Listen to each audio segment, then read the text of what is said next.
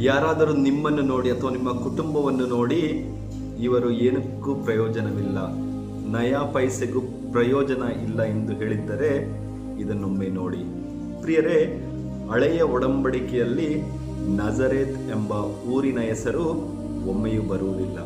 ಅದು ಯಾವುದೇ ಪ್ರವಾದನೆಗಳಲ್ಲಿಯೂ ಇಲ್ಲದ, ಸಮಾಜದ ಕಣ್ಣಿನಲ್ಲಿ ತೀರಾ ಕೀಳಾಗಿ ಕಾಣುತ್ತಿದ್ದ ಒಂದು ಸಣ್ಣ ಹಳ್ಳಿ. ಅದಕ್ಕೆ ಇಂದಿನ ಶುಭ ಸಂದೇಶದಲ್ಲಿ ನಥನಾಯಲನು ಕೇಳುತ್ತಾನೆ, ಆ ನಜರೇತಿನಿಂದ ಏನಾದರೂ ಒಳ್ಳೆಯದು ಬರಲು ಸಾಧ್ಯವೇ ಎಂದು. ಆತ ಹಗುರವಾಗಿ ಕೇಳುತ್ತಾನೆ.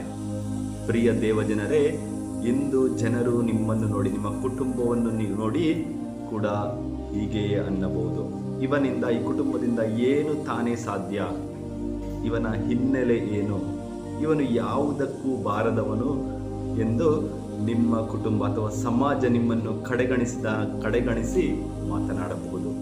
ಆದರೆ ನೆನಪಿಡಿ, ಮನುಷ್ಯರು ಯಾವ ನಜರೇತನ್ನು ಪ್ರಾಮುಖ್ಯವಲ್ಲದ್ದು ಎಂದು ತಳ್ಳಿ ಹಾಕಿದರೋ ದೇವರು ಅದೇ ನಜರೇತಿನಿಂದ ಇಡೀ ಲೋಕವನ್ನು ರಕ್ಷಿಸುವ ಲೋಕೋದ್ಧಾರಕನನ್ನು ತಂದರು. ಜನರು ನಿಮ್ಮನ್ನು ತಾತ್ಸಾರ ಮಾಡಿದರೆ ಧೃತಿಗೆಡಬೇಡಿ. ಮನುಷ್ಯರು ಬೇಡವೆಂದ ಸ್ಥಳದಲ್ಲೇ ದೇವರು ತಮ್ಮ ಮಹಿಮೆಯನ್ನು ವ್ಯಕ್ತಪಡಿಸುತ್ತಾರೆ. ನೀವು ಜವಾಬ್ದಾರಿಯುತವಾಗಿ, ನಿಷ್ಠಾವಂತರಾಗಿ ನಿಮ್ಮ ಕೆಲಸ ಮಾಡಿ, ದೇವರಲ್ಲಿ ನಂಬಿಕೆ ಇಡಿ. ನಿಮ್ಮನ್ನು ಹಗುರವಾಗಿ ಕಂಡವರ ಎದುರಲ್ಲೇ ದೇವರು ನಿಮ್ಮನ್ನು ಉನ್ನತ ಸಾಕ್ಷಿಯಾಗಿ ನಿಲ್ಲಿಸುತ್ತಾರೆ. ಆಮೆನ್.